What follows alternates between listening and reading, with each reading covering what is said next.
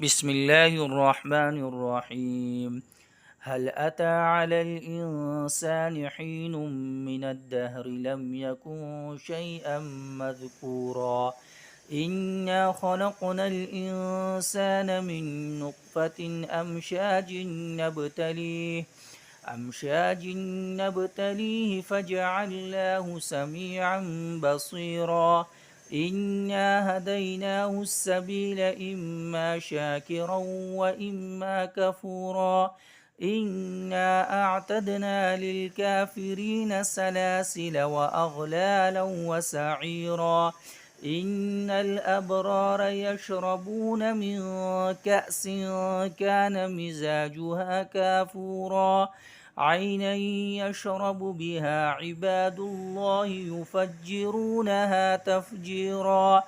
يوفون بالنذر ويخافون يوما كان شره مستطيرا.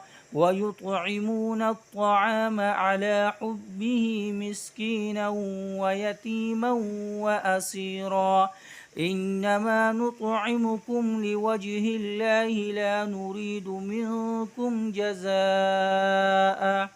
منكم جزاء ولا شكورا. إنا نخاف من ربنا يوما عبوسا قمطريرا. فوقاهم الله شر ذلك اليوم ولقاهم نزرة وسرورا. وجزاهم بما صبروا جنة وحريرا. متكئين فيها على الأرائك لا يرون فيها شمسا ولا زمهريرا. ودانية عليهم ظلالها وذللت قطوفها تذليلا. ويطاف عليهم بآنية من فضة وأكواب كانت قوارير من فضة قدروها تقديرا. ويسقون فيها كأسا كان مزاجها زنجبيلا. عينا فيها تسمى سلسبيلا. ويطوف عليهم ولدان مخلدون إذا رأيتهم حسبتهم لؤلؤا منثورا. وإذا رأيت ثم رأيت نعيما وملكا كبيرا. عاليهم ثياب سندس خضر واستبرق وحلوا أساور من فضة وسقاهم ربهم شرابا طهورا. إن هذا كان لكم جزاء وكان سعيكم مشكورا. إنا نحن نزلنا عليك القرآن تنزيلا.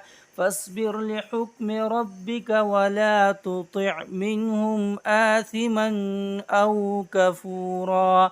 واذكر اسم ربك بكرة وأصيلا. ومن الليل فاسجد له وسبحه ليلا طويلا. إن هؤلاء يحبون العاجلة ويذرون وراءهم يوما ثقيلا. نحن خلقناهم وشددنا أسرهم وإذا شئنا بدلنا أمثالهم تبديلا. إن هذه تذكرة فمن شاء اتخذ إلى ربه سبيلا. وما تشاءون إلا أن يشاء الله. إن الله كان عليما حكيما. يدخل من يشاء في رحمته والظالمين أعد لهم عذابا أليما.